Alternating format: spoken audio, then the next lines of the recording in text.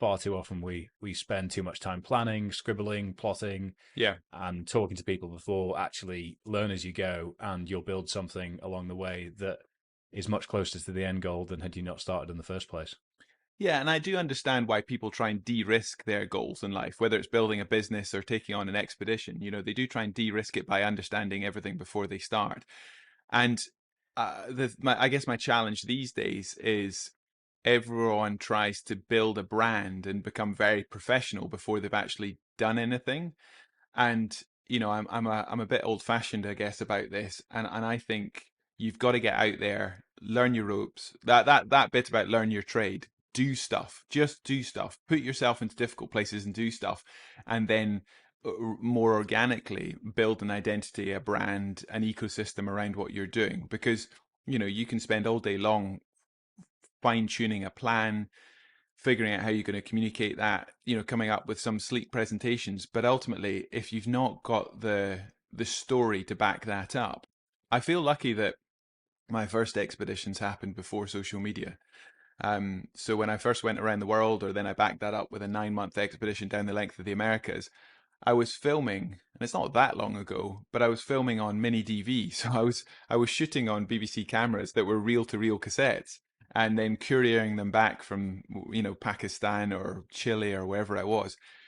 And I got to live these expeditions for myself and then for an audience that would see it afterwards. So I felt like I was taking a UK and then global audience with me, but my focus was very much in what I was doing, and I was in the moment.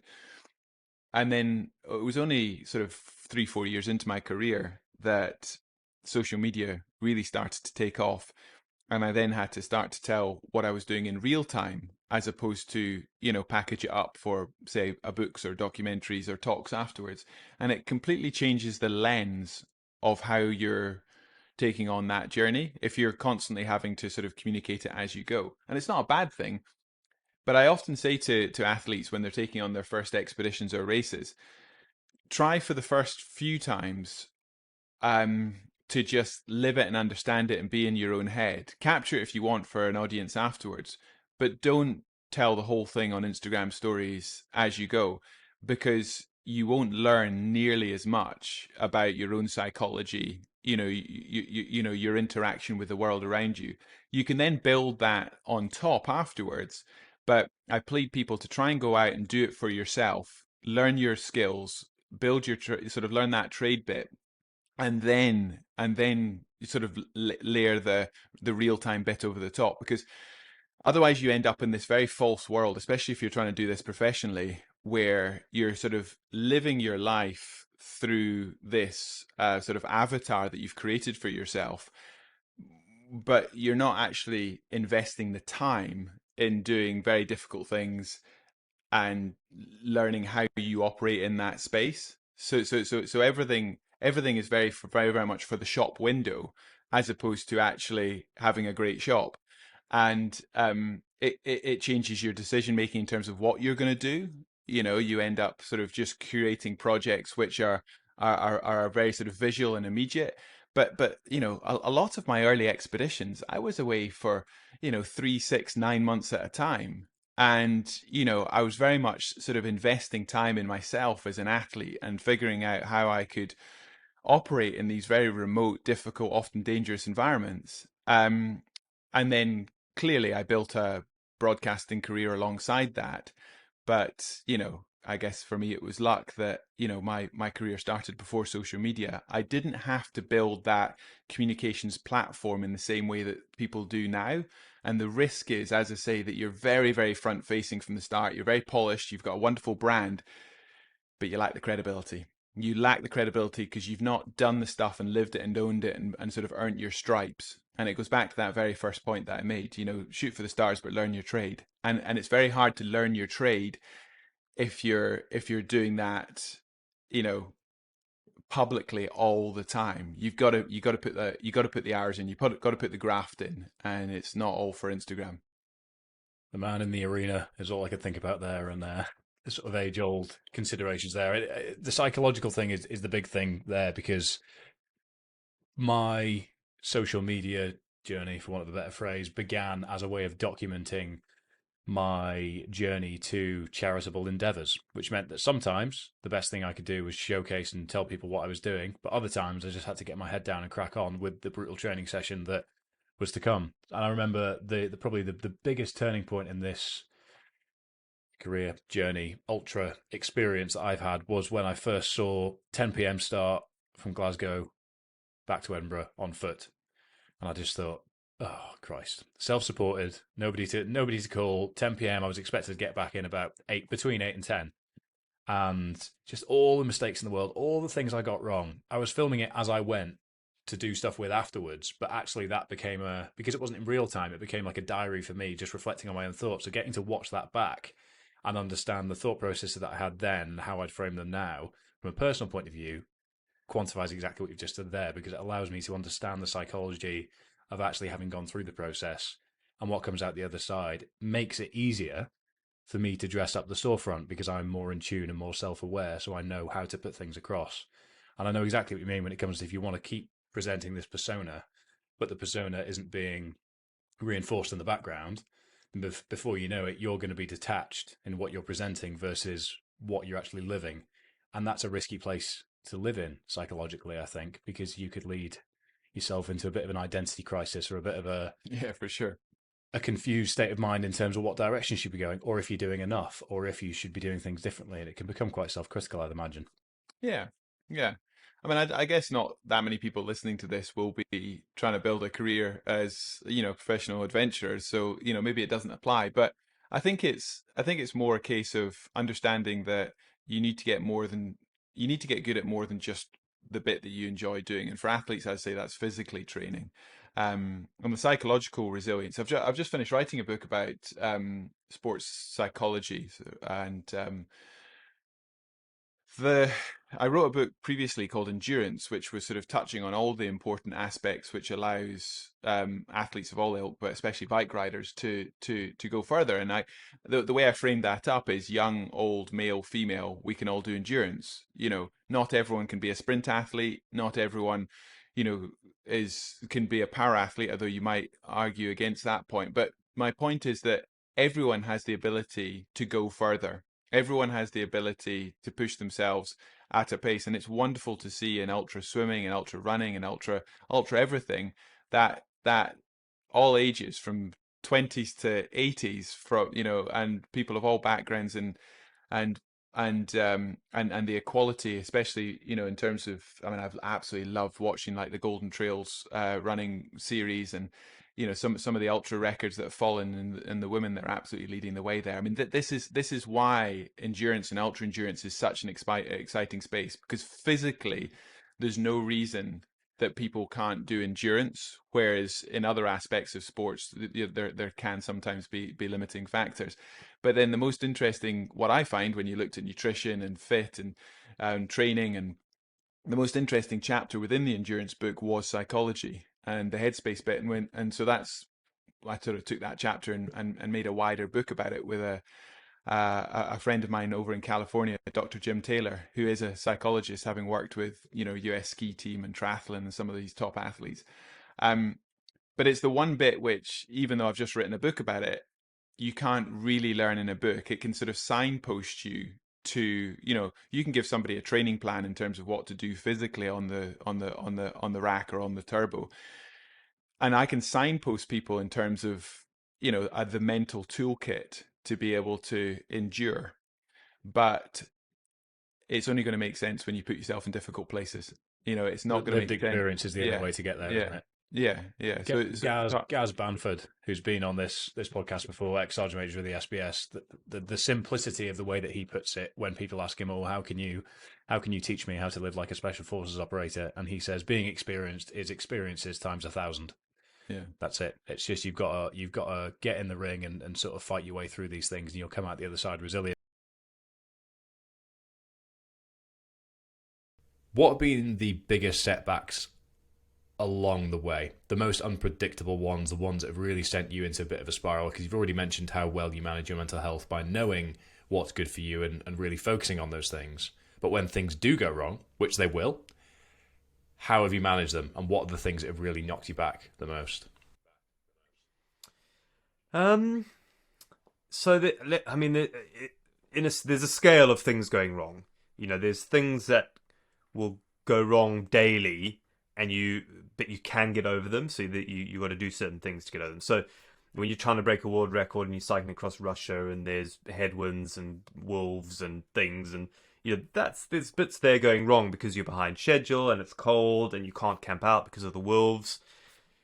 So you just got to think quite practically, and there's a side of me that's quite practical where I think of the six pistons of endurance: planning, food, water, sleep, muscle management, and motivation.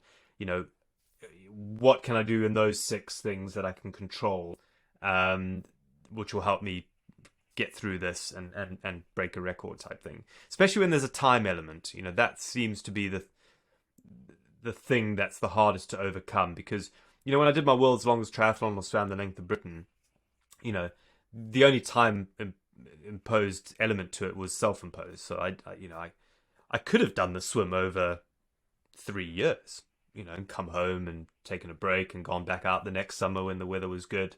But for me, that I needed to do it in a oneer. And the same with the world's longest triathlon. I could have done that over 6 or 8 months, really, and just sort of done it slowly and had some fun. But for me, I wanted it to be a physically difficult journey as well, because I wanted to train hard, and that got the terrier excited. So, but if there was a bad day on either of those two, for example, I could take the day off, and if there was bad weather, and it wouldn't change to many things. But when you're going for a speed record like the cycling across Europe record, that's when you have bad road quality, or you get punctures, or there's just big trucks, and you've chosen a dodgy road, and you're 20 miles short on each day for days on end, and you can see the record slipping away. That's difficult to deal with. But how I cope with it is just trying to focus on the things I can manage. Yes, there's big trucks on the road. Are there big trucks on the road at 2 a.m? Maybe not. So maybe I should shift my cycling time to night time. But then at 2 a.m, there's lots of people who've had too much vodka. So, there's all those sort of questions I was asking myself. So those are the things that you sort of can, not that you can control them, but you can do certain things that hopefully will start making you win. Because basically I'm trying to win, right? And the things that really hit me back is when stuff happens out of my control, like an injury. Injury is the big one. And any sports person will tell you that, when you get injured and it's taken away from you, whatever you're trying to get, it's very hard to overcome that, really. I've got quite short memory, so I'm quite good at bouncing back. I sort of forget the bad stuff quite quickly, and I don't know if that's on purpose or just the way my brain is wired, but I do forget the bad stuff pretty quickly, and can really shift. That's when the monkey just takes over and be like, right, that didn't work. Right, let's try something else. Boom. Okay, and now I'm down that path, and that works for me. I don't know if it's the best strategy even long term, but it seems to work for now. You've been hit off your bike several times over the years, haven't you? And it's got in the way of the plan. I think it's fair to say, as being hit by a car when you're on your bike tends to do, to be quite honest. And there was one that got in the way of your trip around the world quite severely, didn't it? And it was actually probably the worst. Is it fair to say the worst hospitalisation injury you've had as a result of living the life that you have? Was the round the world cycle where you hit by? Yeah, and the only one, really. That's the only time I've been hit by a car on the bike. So that was bad, but I actually don't remember anything, so that was quite useful. The brain has a way of shutting off the bad stuff, so I went to bed the night before and woke up the next day in hospital. So I'd woken up that morning, I'd cycled for a couple of hours, I got run over from behind, went straight up onto the windscreen, or apparently, and then I sort of have some memories now, but I'm not sure if they're actual memories or just dreams I've had since, or just fabricated stuff in my head. But I sort of remember leaving the motel I was staying in the night before, sort of. I sort of remember the road, but not really. I went back. So to carry on with the bike ride after I recovered, I went back to the place where I got run over, and I have zero memory of it. Nothing, absolutely nothing. So, which is probably quite good. The fact I have no trauma there. probably meant I carried on cycling, because maybe I wouldn't have had it been this big like pain and noises and crashing and head hitting the windscreen and all that. Maybe that would have been too much for me to handle. So when you came around from that and the reality had checked in of such a big event, commitment from sponsors, commitment from yourself in terms of time away, all of this that had gone into it, how did you manage the huge spike in emotion in terms of confronting that? Because when things go wrong in people's lives day to day, it's very difficult to manage that spike in emotion. I think Zone 2, endurance, that side of my training has really helped me day to day better manage that through putting me in a calmer, more deliberative state of mind. And you've spent weeks, months in that state of mind. So I can imagine you're very good at managing those spikes on a day-to-day basis. But when faced with that situation, just talk us through the feelings, the things you were tackling in your head when you came around the hospital thinking, oh, here we are. Well, a couple of things happened. The first one was Guinness had a rule that you had to do it on the same bike. You could change components and things like that, but you had to do it on the same bike. So the first thing I remember saying is, how's the bike? And they said, oh, it's a write-off. So, I sort of had this first thing of like, oh, but it's a steel frame. I'm sure someone can fix it.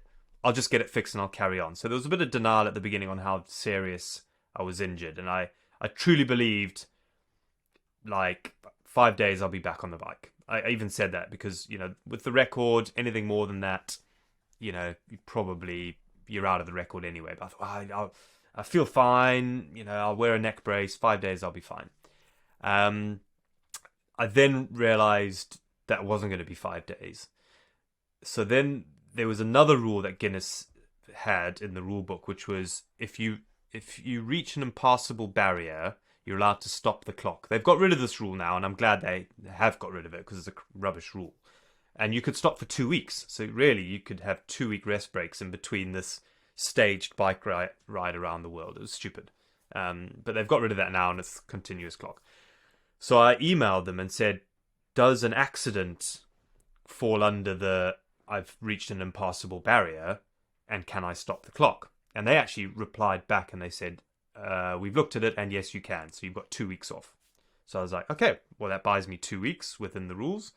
And then the next thing was, right, let me try and get the bike fixed. So we sent the bike off to a bike shop to have a look. It was the rear stays, basically the rear triangle was bust.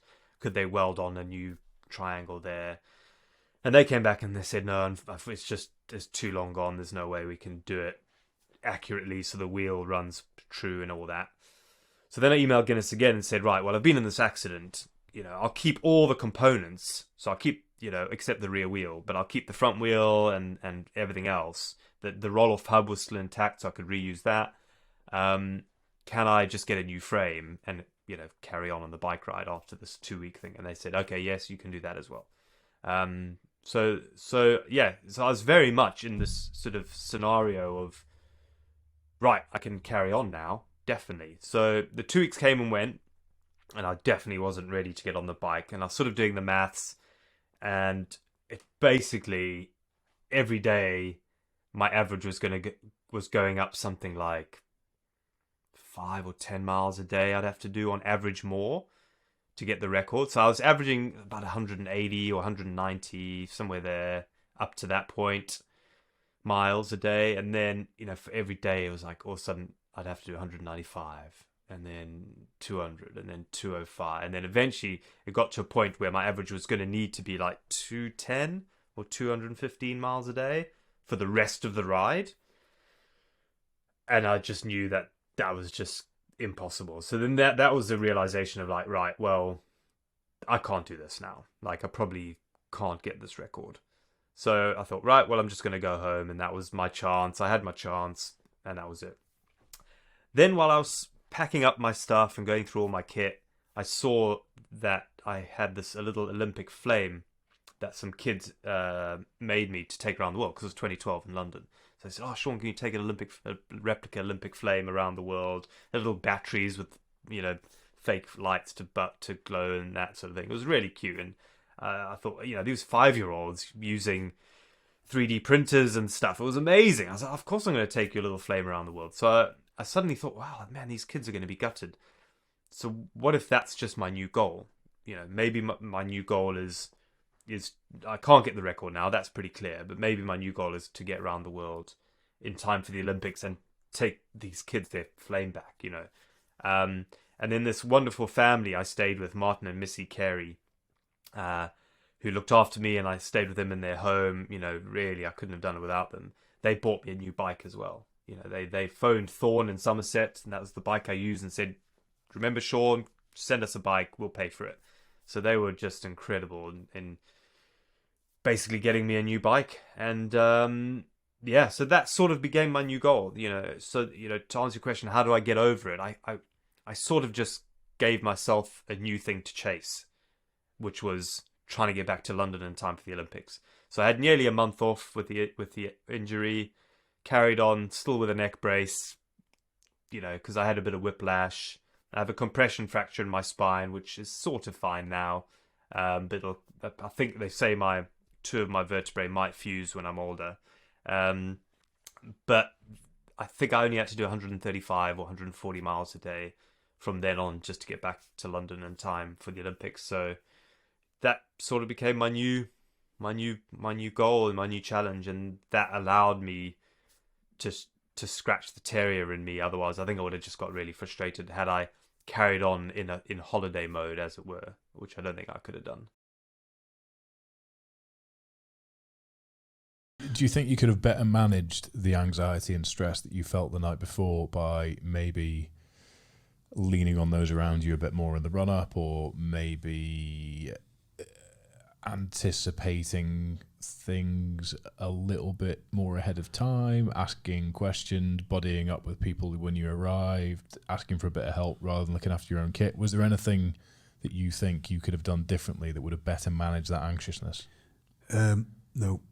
No.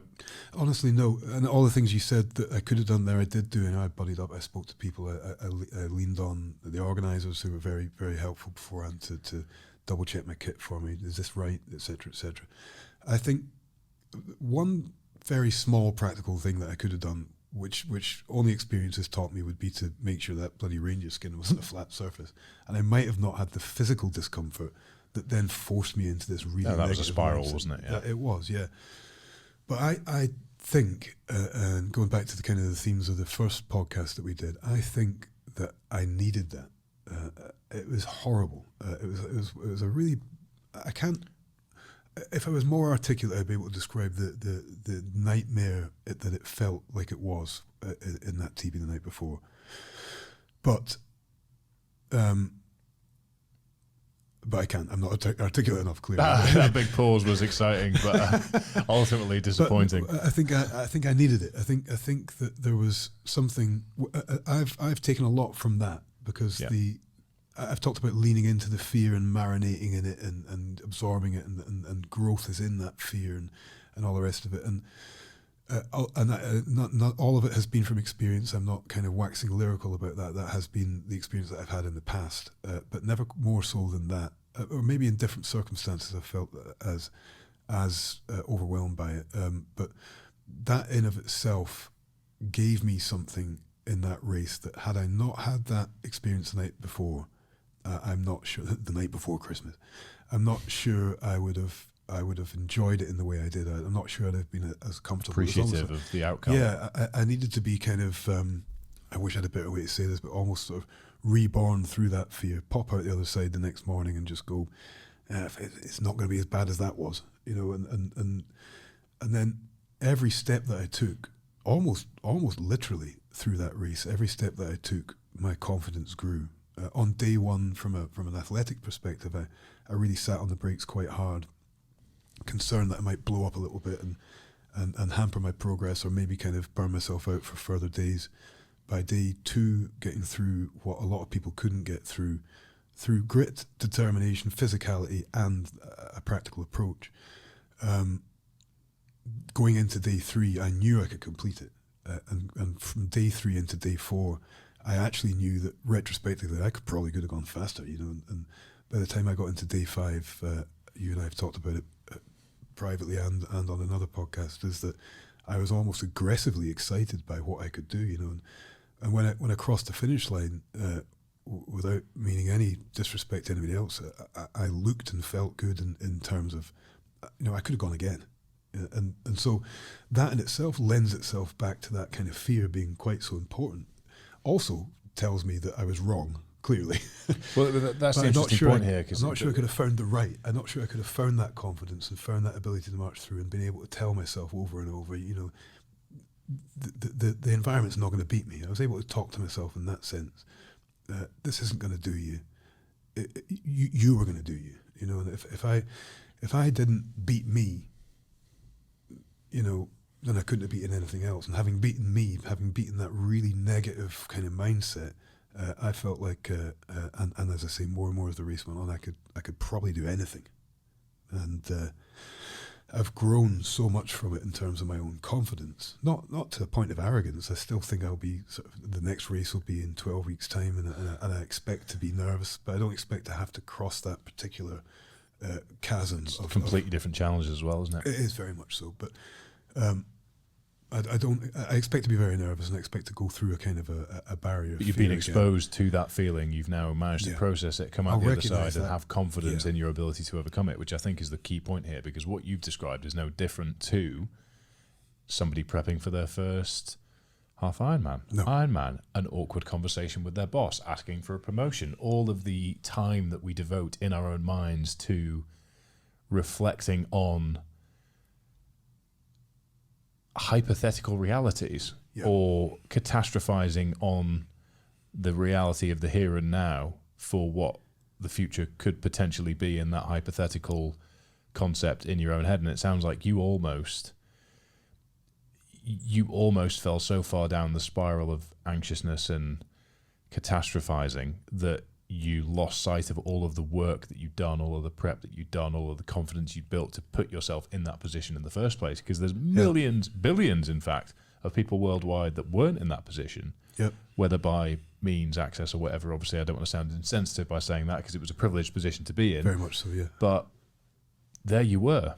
And if you look at things objectively, it's fascinating how you'd done the work, you'd made it happen, you'd got there, you'd managed all you needed to manage, and here you were, I'm having a shit night's sleep. Let's see how tomorrow goes. But that's not how human beings process things, is it? No, so it's even not. for somebody who, Jonny Pain, tattooed hard man, outwardly presented, still suffers crippling self-doubt when it comes to executing on task, which makes it's just a very human emotion to experience. How has the experience and the reflections since influenced your perspective as a husband and a father? That's a great question, because it's been an emotional process. I'm being more patient, I think. I wonder if my wife will listen to this and say, "No, you're bloody not." Oh well, I'm not. I can't not send it to her now, can I? Specifically this section. That so little clip. You're on thin ice, but you listen spent to a lot this. of time on thick ice recently, so this will balance it very out. good, very good. Thank you. No, I have done. Well, these great big events. By the way, being more patient doesn't mean you are patient. No, it means you're less impatient. less so I think you can dress it up that way. That's if glass you'd half like. empty, isn't it? Yeah. I guess maybe what I'm trying to say is that I have come back to my beautiful family after having gone through something very hard. The actual event itself was tough to do. They're very proud of me as well, which is nice to come back and feel like I've got a young girl and 3 young boys, and all of them you want to be some way positively inspiring to. Certainly give them a decent opportunity to look at things in a hopeful, positive manner. And I feel like I brought that home to a certain degree. I don't think they'd have been. They're perhaps too young, and they love their daddy enough to be not disappointed. They just want to be home safe. So I wouldn't have been judged for any particular failure at home. But I'm glad to have brought home the win, so to speak. But from that particular immersion into fear, and then the same as I looked at the race from that point on, this is all a privilege. This is all a gift. That's kind of lingered in a nice way that I'm home. And I'm looking at what I have as being a privilege, much more so. Never ever took it for granted. I'm always hyper aware of what I've got, and we practically count blessings together as a family. But yeah, I've been taking little moments and stepping back and looking at everybody and thinking, how lucky I am, and I'm glad that I had that dip into that little dark sea in order to come home and reflect on it. One of the most valuable things I found from ultra endurance events is the honesty that is required to get through them from a practical point of view, because you can't, there's nowhere to hide. I mean, there is somewhere to hide, but if you hide for too long, you're going to get found out, and it's going to be you that finds yourself out, and then you're going to be in trouble. So I think the skill of honesty and practical action, or essentially taking action when the practicality forces you to, is something that ultra endurance events will refine and hone into you. So from your perspective as an athlete, how much did ultra endurance training and then the actual practice of events refine you as a person? Because it's clear that obviously becoming a father has been a real turning point for your approach to things psychologically, but were there any demons in your 20s? Were there any perspectives that you had on your dad and your upbringing that were better managed through ultra endurance training? 100%. Yeah, and just touching on your point of honesty, I think closely linked to that is being fallible, being admitting that you are not a perfect human and that sometimes you're not going to be able to provide or be the best of what and I always now get, it's funny, as I've come to my late 30s, I can look at young blokes now. There's some lads that come through on our races and the ego is there, and you just see it almost like a weakness, that reaction of, this is fine, I'm going to do this, I'm going to do that. And I read a really cool thing recently, so I could try and rack my brain now, is that the world needs more boundless enthusiasm than toxic positivity. So the difference being that encouragement and support is much better than man up and do it. It's problem solving. Essentially, you are coming together as human beings, which is what we're hardwired to do, to find a problem to a solution presented to you, which is why when we put ourselves in silos, we start to perpetuate this negative thought pattern and thinking, everything's going to be okay. Oh, look on the bright side. That's not going to get you anywhere, because that's not how we work from a neuroscientific point of view. It's not how we actually engage with support mechanisms, especially as blokes. When we come together and find solutions to problems, we form a better bond than were you just in the same room as another guy. It's hardwired into us, and I think that's something that's too easy to forget.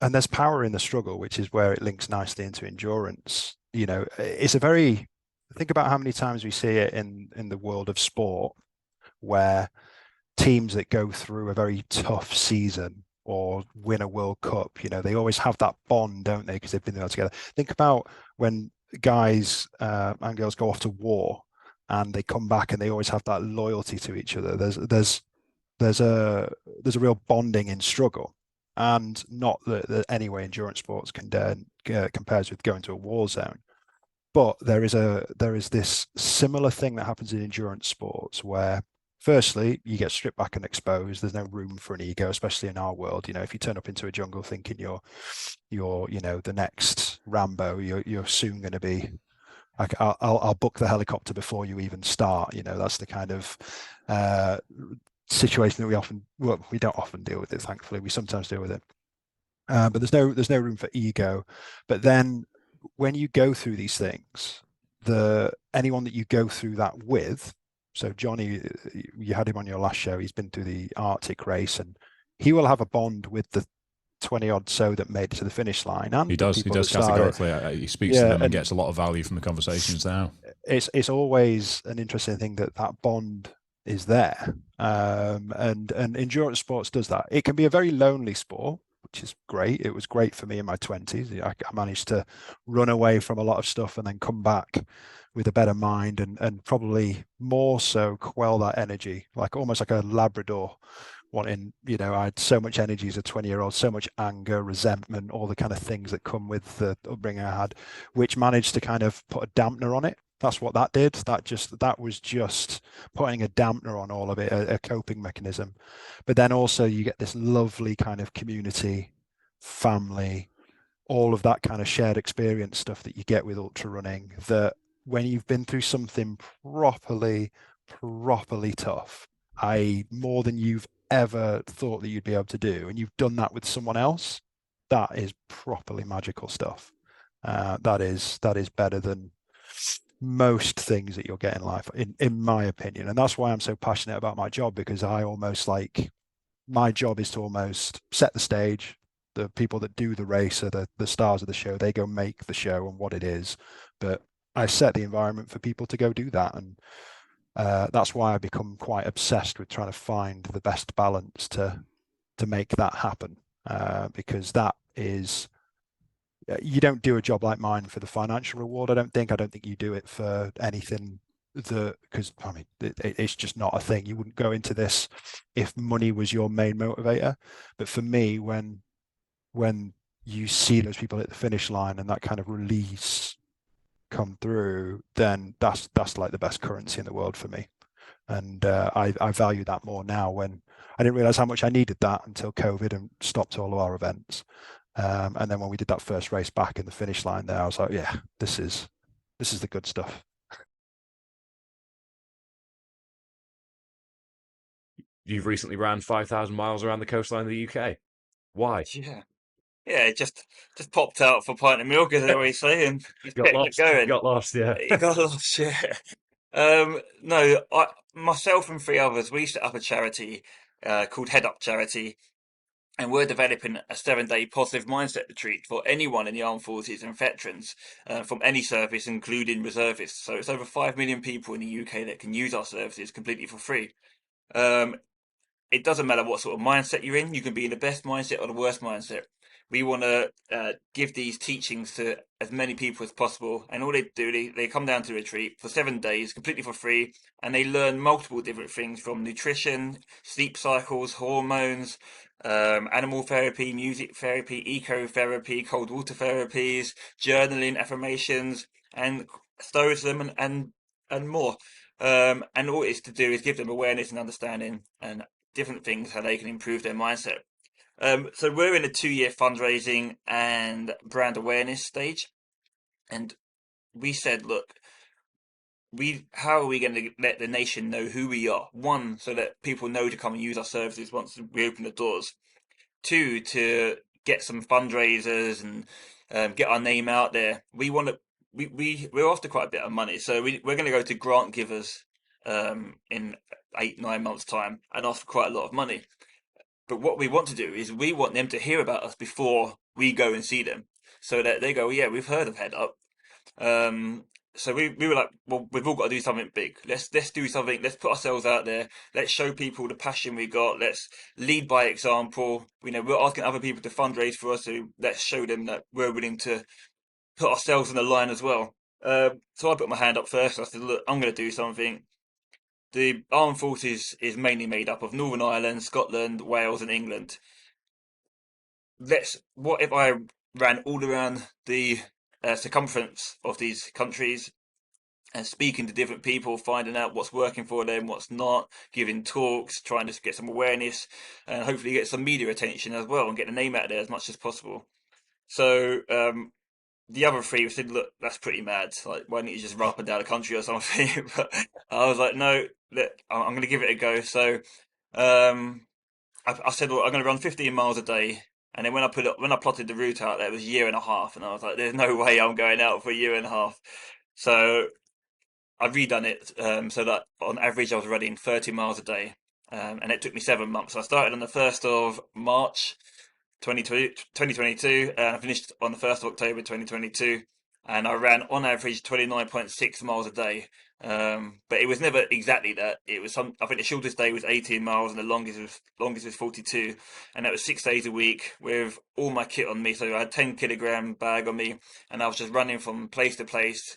And then just staying with random people, anyone that would put me up. So I was very lucky to stay with everyone from lords, MPs, teachers, veterans of all sorts, fishermen, just a whole wide range of people, and it was fantastic. And I gave talks, and I had business meetings. I had quite a lot of media attention from national and local media platforms. So and it went really well. It's great to get the context for what you're hoping to create. and actually then showing that you've got some skin in the game. But quite literally, I'm sure there is some of your skin left in blisters all over the UK at this point. So 5,000 miles. Let's focus on what that involves. So it was 191 marathons, equivalent of in 218 days total, wasn't it? So 5,000 miles is an incomprehensible distance. I'm sure you've got lots of ways of contextualizing that. Is that over the Atlantic? Is it, again? I haven't really thought about how quite far in a straight line that is, but elevation wise as well. Just break down for us what are the big scary numbers that came with this.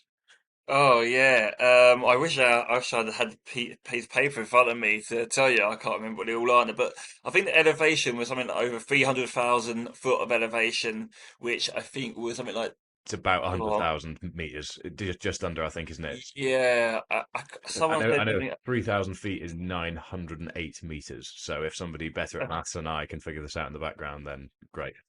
It It's a was. lot. It's a lot. Someone said it was. I think it's true. I'll have to look into it. Someone said it was like 12 and a half. Everest, Yeah, I something can like figure that that. out now. Actually, 8848 times 12.5. Yeah, that sounds about right. Yeah, about yeah, Yeah. 12 Everest. Yeah, which Oh, is, there we which go. is anything that you can say several Everests is Yeah. is plenty, isn't it? Yeah, that's it. That's it. And especially when you're looking at doing it day after day after day. And then I think the distance wise, we worked out at being something like 44,000 laps around a running track. So it's, but it was fantastic. I had over 700 people join me running, which really helped. So the shortest distance was something like 100 meters. A lady who couldn't run, she just wanted to be part of it. So Oh, she said that. fantastic, fantastic. Yeah, I know. It was so good. She was like, I can't run, but I just want to do it as much as I can. And she got about 100 meters and was like, that's me. And I was like, oh, amazing. Thank you for being part of this. And the longest someone stayed with me was for 6 days, which is really nice of them. Um, and then, yes, like I say, I stayed with over 200 different people, gave talks to schools, universities, armed forces establishments, had lots and lots of business meetings with different people, trying to get them involved with the charity, speaking to the other charities as well, because we want to be involved with them. So there was just so much to this, but there was lots and lots of adversities on the run, as you can only imagine. Snow blizzards, heavy wind, heavy rain, fields which just covered with mud, heat waves. I cracked two ribs along the way. I got bitten by an adder, I think and I I think got it's hot. important. It's important to cut you off here and note that you cracked the two ribs slipping in the shower, didn't you? Yeah, yeah. Thanks for letting everyone know. Yeah, No, I I did. just thought it's always the way. I was speaking to somebody at the Gymshark store opening the other day who's about to step on stage at the Olympia level bodybuilding, and he's done his ACL on a motocross bike, not in the gym. Uh, Say it's never doing the thing that you're doing; it's always something else, isn't it? It always is, yeah. But I would have certainly said to him, so close to an event, I probably wouldn't be on a motocross. But I think I you think we we all have to wash though, don't we? So I think I can get away. He makes me look a bit good on that. But yeah, I slipped in the shower, cracked two ribs. It was very uncomfortable for about 3 or 4 weeks. But I'm happy to say I carried on each day. Um, in Essex, I got bitten by an adder, which a lot of people think is really bad. I would have thought it'd be bad, but it wasn't too bad. My leg went very bruised and dried and flaky, and all that happened was later that evening. I just felt very tired because my body was fighting the venom, and I had a good night's sleep, to be honest, and woke up ready to go the next morning. So, if anyone can't sleep, there you go. There's your cure. Problem solved. Um, Problem solved. and then I think the worst adversity I had throughout the run. I don't know if you ever heard of hogweeds, Yeah, giant hogweed. yeah. I'd never heard of them, and I ended up going through a field full of giant hogweeds, burnt my leg. They all blistered up. It was horrendous, and the only way I can describe it is if you've ever put your hand over a candle or burning flame, and it's just got too much, you have to put it away. That pain there is what them hogweed burns felt like for 36 hours, and you just can't get away from it, and it's just stuck there. So I assume that was no sleep. You couldn't focus on anything. Running was agony. Did you take that 36 hours off? Did you have to keep moving to distract yourself? How did you cope with that? Because that must have been awful. It was worse than cracked ribs, which is hard to imagine. Just because the pain, my everything in my body was just drained and focused on the legs, and I'd gone completely white throughout the whole time. but I did carry on. I said from the very beginning of my run, I don't want to miss 1 mile or one day, no matter what the adversity, unless it's, I broke on my leg or back, I physically can't move. But if I can still physically move, I want to get through it. And the reason why I wanted to is because I wanted to show people, no matter how much physical, emotional, psychological, mental pain that you're in, you can get through it if you just keep going, no matter how much it hurts, no matter how difficult it feels at that moment in time. And trust me, when I had them hog burns or cracked ribs, I did not want to run 30 plus miles each day, day after day. But I did it not because I was trying to be tough or anything, but I just wanted to show people that you can get through it. And I've always lived off a mantra on my run. I think I said it probably dozens of times every day to get myself through, and it was pain is temporary and pride is forever. And that pain will subside. In like your memory probably won't even remember the physical what it even felt like, but you will always remember getting through that moment in time. And that's something that you can be proud of. 100%. And you've got conversations like this, media, to remind yourself if you ever forget about that pride, because I have it with some big events I've completed and things over the years. It can easily seem like a dream or something that kind of you just thought about, and the significance of it in the grand scheme of things is easy to forget about. But I think that's why having smartphones in our pockets and things is fantastic for all that, because you can look back and be like, oh yeah, I did do that. Brilliant. Yeah, and anyone can do it. You don't have to do a 5,000 mile run. No, no, My you sis it's not a recommendation GPs are giving out, that's for sure. No, definitely not. I mean, there were some people that joined me on my run who had never hardly ran before, and they completed a 5 kilometer run. And it was huge for them. Yeah. And, even to this day, they're like, I can't believe I ran 5 kilometers with you. And I'd certainly say for some people to run 5 kilometers was a bigger achievement than me running 5,000 miles, because it's something that I've done my whole life running. And this is something that are completely new to them, and something that they never felt was ever possible. And it doesn't matter what the achievement is. It doesn't even have to be a physical achievement. It could just sometimes be, um, getting out of bed, or cleaning the house, or being outside, or talking to someone new, getting outside your comfort zone, whatever it Yeah. is, it's an achievement, and it's something that you can bank that achievement and bank that pride forever. That perspective shift that you've had in terms of viewing everything as positive, or at the very least neutral, I'd imagine, I know from personal experience, for me, has been massively refined and developed by ultra endurance running, ultra endurance events, triathlon, all the things that I've done in the past. So, do you want to just run us through your? I know you'll say this is wanky as well. Your fitness journey from 5Ks to ultras. Yeah, of course. So, like many people, when I first started running, I absolutely hated it. I could barely get to the end of my road without feeling like I wanted to vomit. I really struggled. And although I did do lots of sport kind of from the age of 15, before that point, I would always be sort of the last one picked in teams during PE or sports or whatever. I definitely was seen as sort of the more academic type than someone who might be on a hockey team or a netball team or whatever. Although I quickly discovered that actually, just as an aside, that wasn't to do with the fact that I wasn't good at those sports or wasn't good at sports in general. It was that I hadn't actually found the sport that I enjoyed. And so when I found squash, which is kind of, at the time, definitely at school, it was quite niche. Once I found that, I realized, oh, hang on a second, it's not that I'm bad at all sports. It's that I hadn't, at that point, found a sport that suited me. And it turns out I hate team sports. So running works really well for me. Squash works really well for me. I do boxing as well, and weightlifting, all of which are pretty individual sports. So I first really properly started endurance training when it was about in 2018, when I was asked to do Tokyo Marathon, which is a very, very cool first big endurance race to do.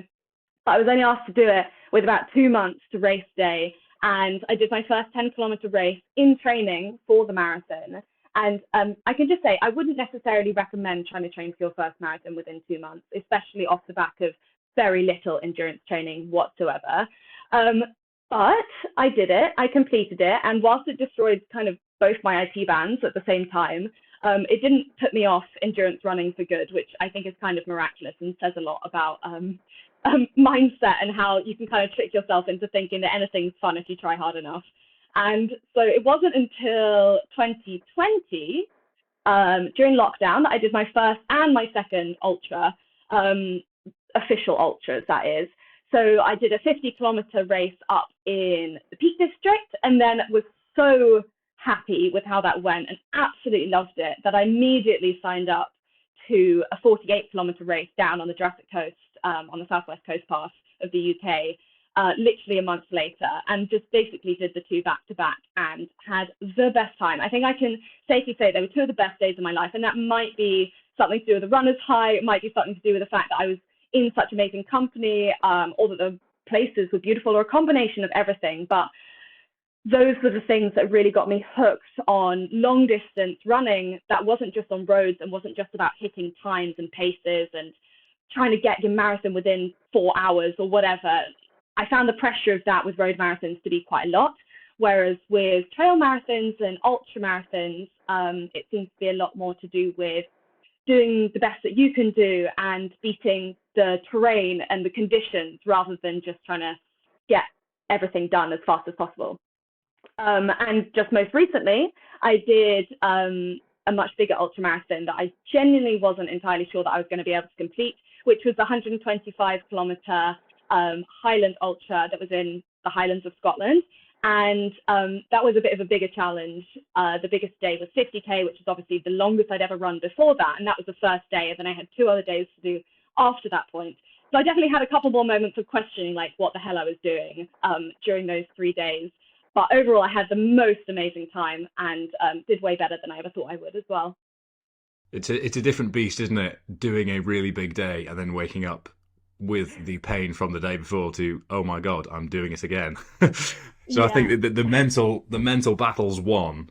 This is the main thing for me. And like you said, the reason I avoid the marathons as a distance is because there's a bit of a subculture within it that I think detracts from the value of running in and of itself for enjoyment. And I think, as you've said, the process, the scenery, the runner's high, the company, the enjoyment, the lessons learned along the way from ultra running, in my mind, has proven more beneficial for me internally than just sending it on tarmac has done. So I can fully empathise with your experiences in that sense. So what were the biggest lessons taken from that journey? I can imagine, to put it into context for myself, I've gone from having no concept of how X distance could have been covered by anyone possibly to having been able to do it myself, and then reflecting, and the relative scale of what you feel you're capable of is massively increasing, and that then spills over into your day-to-day life.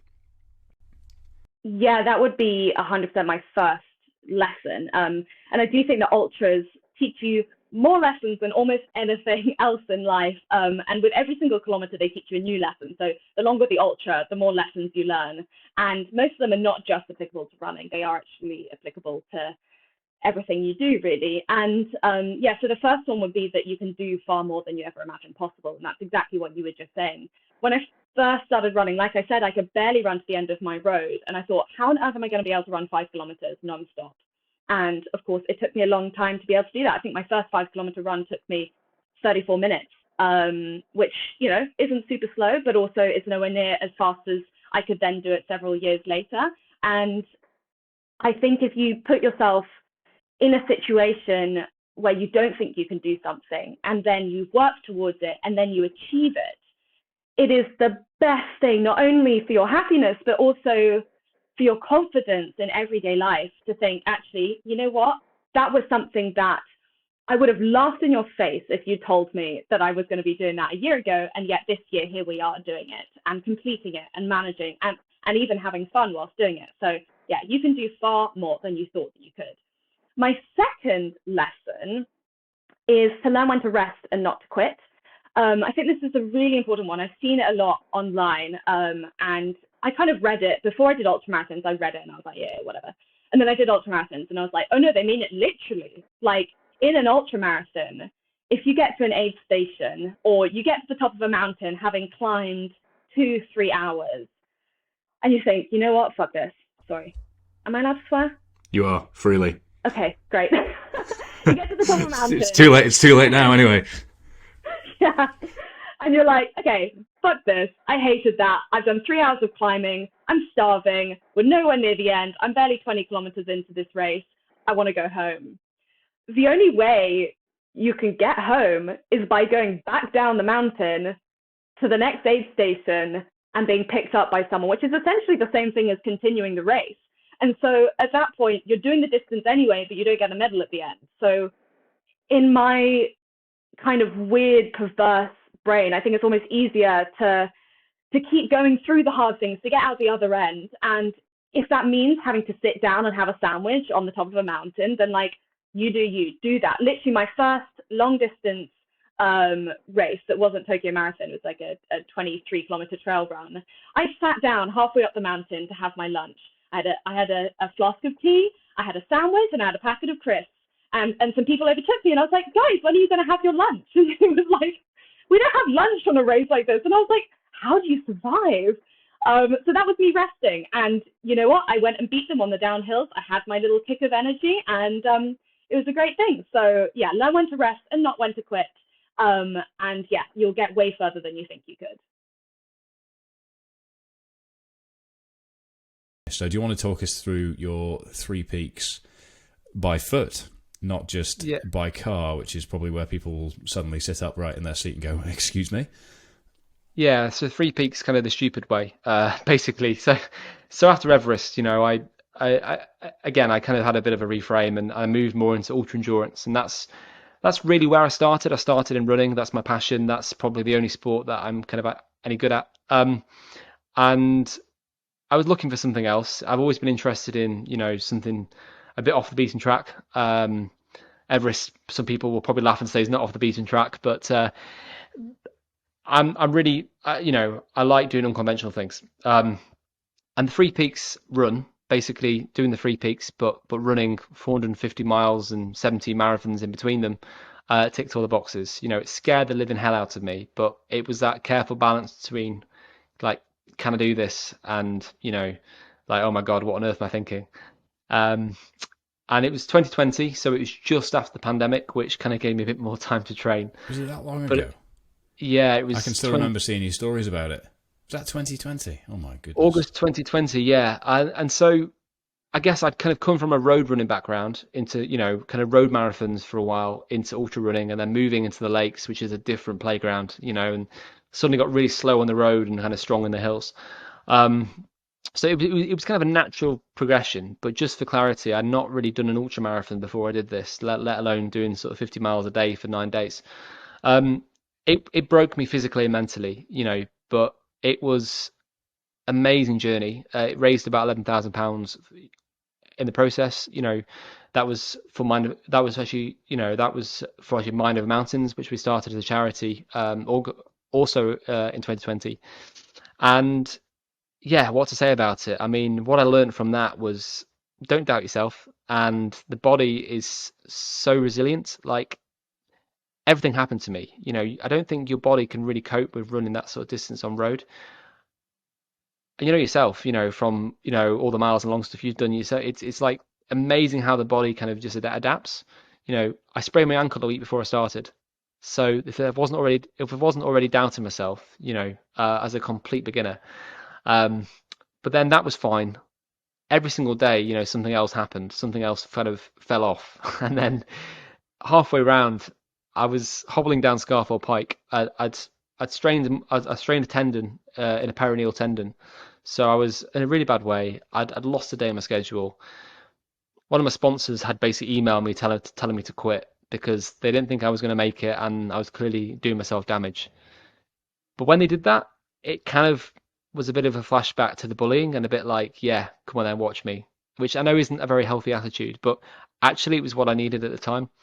And somehow, with a lot of help, a lot of support, people coming from far and wide, I crawled over and finished just an hour behind the fastest time, 9 days, 12 hours.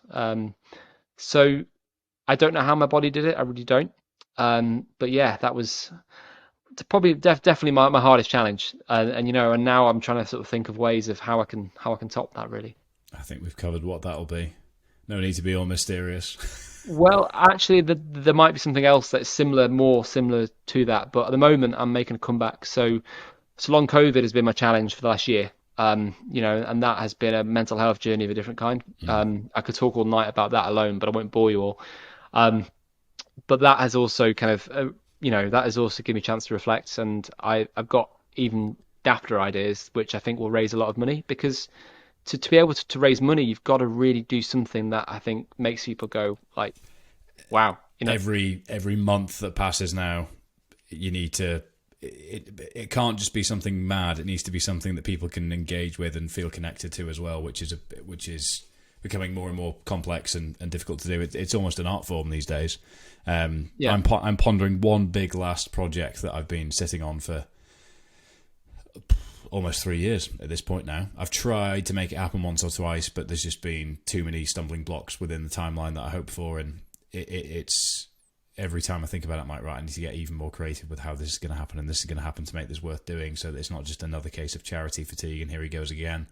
So I can empathise with you there. But I think something you mentioned there that ties back to what I've been pondering this whole way through from a learning point of view is I've seen you mention somewhere, I don't know whether it's on the website or in reading ahead of this, is that you called yourself a victim growing up, and you reframed your mentality from being a victim to being growth-minded. And given that you have worked so hard and taken so much action to do that, how can anyone listening, if they feel trapped in a sort of victim mindset, how can they get themselves out of it? Great question. How can they get out of it?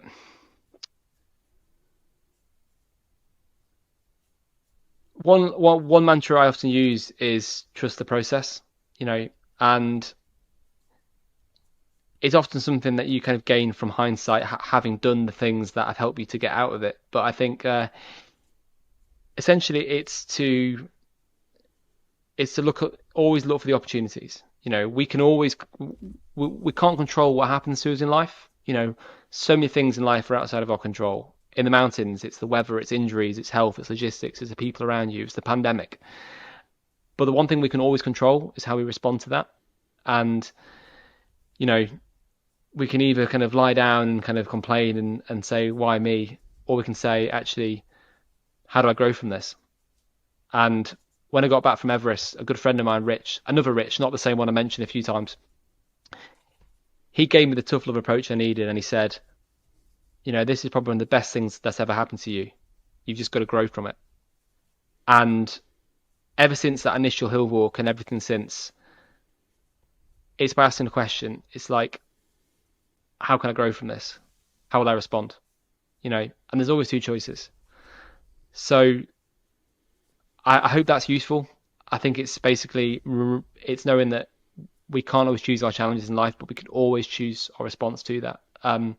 We might not be able to change it. It might not be a great outcome, but we can always make something out of it.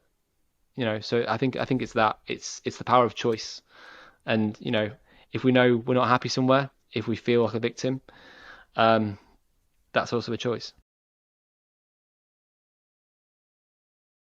Given that you've spent, the longest ride you've done is it IndyPac, or how far do you get on a race across America? Because the amount of work and commitment that went into it, and then the drop off on the other side. How have you managed it in the past? Yeah, look, that's very interesting what you were just saying. IndyPac was 5,471 kilometers. So I did IndyPac twice, 1.5 times. I didn't finish it the first time. The second time I did, and I found that it's interesting the further, because it's not time, so it's however long it takes. And I remember thinking, getting closer to the finish, thinking, oh, this is now all coming to an end. I started by this time next week or in 3 days. I don't want this to end. I even started to slow up a bit because I didn't want it to end, and because I knew I'm going to be at a loss next week, even though I had to go back to work, earn some money. There was a whole list of to-do things that were building up. But for me, I was just thinking, there's nothing. Oh my gosh! But that goes back to the first question on the peace that you experienced as a child, surfing waves. It's the same mechanism, isn't it? It's safety from the chaos of the world. And you're like, whilst I'm suffering and having a bad time, my life is now boiled down to riding a bike forwards. That's it. Yes. That's all I need to worry about, which is very simple. And life is very complex. So I feel like it shields us quite nicely from the world. Yeah, well, that's why I even quite often people say, "Oh, how do you torture yourself like this?" And I think, well, I'm actually very fortunate that my life has got me in a position where I have the opportunity to do this, and I try and remind myself there's a lot of people can't have this opportunity, and even when people talk about the suffering, I say, well, this is something I've signed up for. This is something I'm looking for. I mean, there's people, as we all know, whose suffering is like I say, real suffering, and through circumstances beyond their control, and they certainly haven't invited it in various levels. So I don't know whether suffering is the right thing that we can say that we do in our challenges. We're pursuing a certain, I guess, degree of how much we can endure. Difficulty, I think, is probably Difficulty, yeah, because there's people out there. We all just have to go outside our homes, and we'll see people in far worse circumstances, or in horrible circumstances. But I think um, after a major event, like obviously with Race Across America last year, I didn't finish it, so there was a massive void there for a while. Also to deal with, the element of disappointment. Um, Do you want to talk and us through what happened there? yeah, Because it's a big race. It's in the cycling community. It's well documented, but for those that maybe aren't as embedded in that, it is what it says on the tin. It is a race from the west to the east coast of America. It is that way round, isn't it? I'm right in saying. yeah, west of the east, yeah, Yeah, and the 52,000 meters of elevation, and the average yeah. finish time is the record just under 6 days. Am I right That's in right. saying? Yep, Yeah. around about that. And there's a time limit of 12 days. And there's checkpoints along the way. So you have to reach certain checkpoints. Otherwise, you get eliminated. And the distance is 4,900 kilometers. So is that about 3,200 miles? And it goes through, goes over mountain ranges, through deserts, through flat, open, wind exposed terrain, and it's really brutally hard. And the finishing percentage is only 38%, so 62% don't finish. And most of the people who do it their first time get as we talk about, the punch in the face, and I got one of those on day three. Here I know, and it was only like 800 or 900 kilometers into it, and I know that I've ridden further than that. And so I still remember the moment I stopped, and the crew took me out. They called me because I was having an ulnar nerve issue, which was meaning my whole went right up my arm, and I couldn't balance myself on the handlebars properly. So I was riding in a really bad situation, and that was causing other issues. And also riding in a position as I was dangerous just from staying on the bike. So it was the best call to make for my safety, but also for the concern of the support crew who are following me. They don't like seeing someone on the precipice, metaphorically, and in some cases literally, where there's some drops down the mountainside, riding like that, and to have to go through that anxiety themselves is unfair. But despite all that, when you stop, the emotion was just like somebody just injected with this massive cocktail of mixed emotions, from the obvious disappointment, then there was embarrassment, then there was accountability, then there was shame, all these other elements which had been in my life, through lack of self-worth, everything. It was just all at once, and then you're fatigued from the accumulative fatigue, and then you've put so much, and others have put so much into helping you.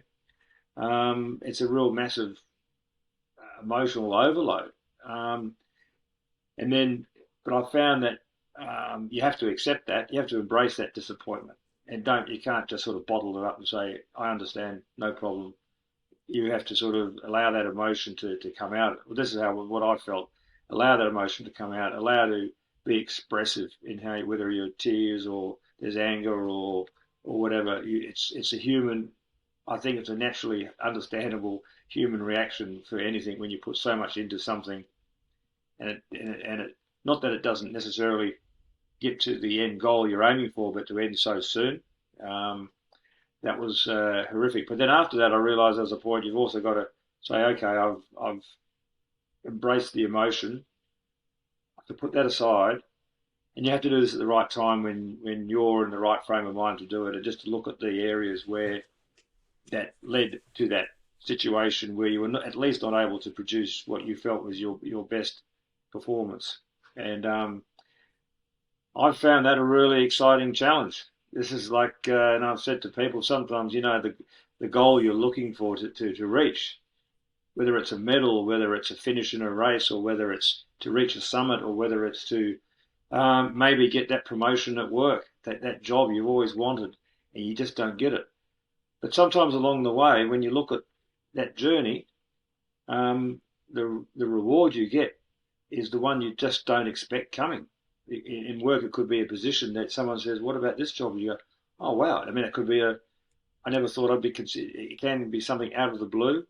In a journey with something like Race Across America, I've really found I've got a real buzz out of breaking down this process. Okay, this was a setback, a massive setback, but breaking it down and now working on how to better optimize the opportunity I have. And I'm very fortunate to have another go at it this year. So I'm already finding that, and that parlays into day-to-day life, I think, in so many ways. And yeah, I'm loving it right now, that whole process. How far I get down the road in RAM this year, we'll find out in due course.